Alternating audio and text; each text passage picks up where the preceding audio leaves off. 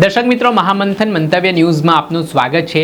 ડેડિયાપાડાના આમ આદમી પાર્ટીના ધારાસભ્ય ચૈતર વસાવાને કોર્ટે 7 વર્ષની સજા અને દંડ ફટકારવામાં આવ્યો છે, ત્યારે તેમના સમર્થનમાં આમ આદમી પાર્ટીના નેતા જિગીશા પટેલ મેદાને આવ્યા છે।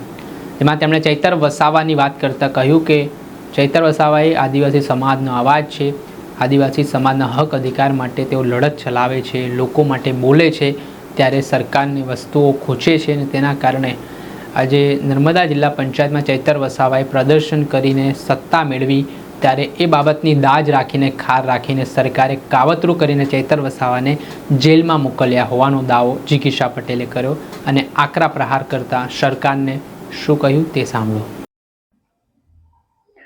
નમસ્કાર, હું છું જિગીશા પટેલ।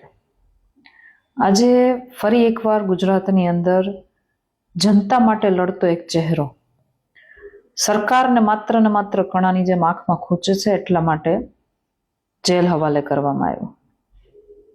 આજે ચૈતરભાઈ વસાવાને 7 વર્ષની જેલની સજા ફટકારવામાં આવી। શું કામ? એ એના સમાજ માટે, આદિવાસી વિસ્તાર માટે, ત્યાં થતી ગેરરીતિઓ માટે, ત્યાં થતા અન્યાય માટે હંમેશા અવાજ ઉઠાવતા હતા, લડતા હતા।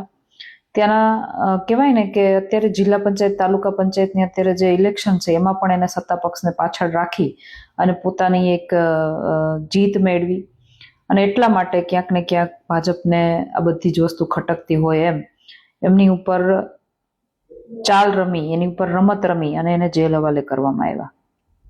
હું એટલા માટે કહું છું કે આ ભાજપ સરકારનું કાવતરું છે, કારણ કે ભારતીય જનતા પાર્ટીમાં ઘણા બધા એવા લોકો છે જેની ઉપર 107, 110 એવા કેસો છે, છતાં પણ એમને કોઈ દિવસ ક્યાંય સજા ફટકારાય એવો એક પણ દાખલો મને બતાવી દે।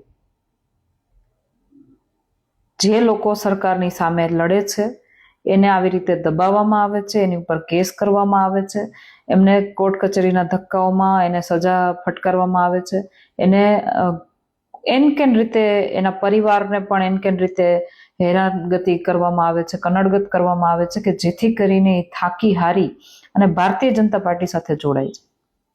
ચૈતરભાઈ વસાવાને પણ એવી ઓફર આપવામાં આવી હતી કે ભારતીય જનતા પાર્ટીમાં આવી જાઓ। તો મારે એટલું જ કહેવું છે કે તમારી જે આ નીતિ છે, જે જનતા માટે લડતા લોકો છે, એને દબાવવાનું બંધ કરો।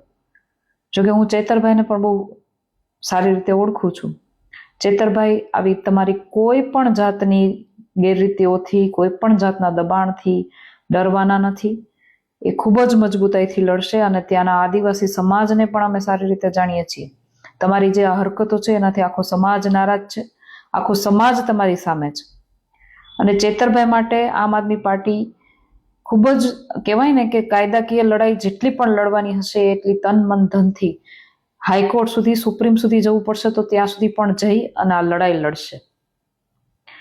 જનતાનો નાયક છે અને જનતા જાણે છે કોણ ખોટું છે, કોણ સાચું છે।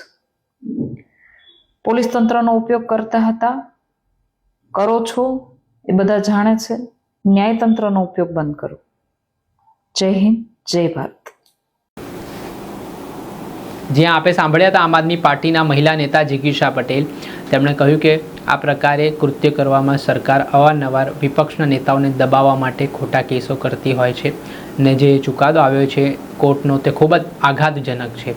આ મામલે તેમણે કહ્યું કે કાયદાકીય રીતે આગામી દિવસોમાં લડત પણ ચલાવવામાં આવશે, હાઈકોર્ટ, સુપ્રીમ કોર્ટનો દ્વાર પણ ખટખટાવવામાં આવશે, પરંતુ આજે આદિવાસી સમાજનો અવાજ દબાવવાનો પ્રયત્ન સરકારે કર્યો છે, તેને લઈને જિગીશા પટેલે હવે સરકાર સામે પ્રહાર કર્યા છે ને જે ચૈતર વસાવાને સજા ફટકારવામાં આવી છે તેને લઈને આમ આદમી પાર્ટીના નેતાઓએ પણ નારાજગી દર્શાવી છે। દર્શક મિત્રો, આવા જ વિડીયો આપના સુધી પહોંચાડીશું, એટલે મહામંથન મંતવ્ય ન્યૂઝ જોતા રહો, લાઈક કરો, શેર કરો।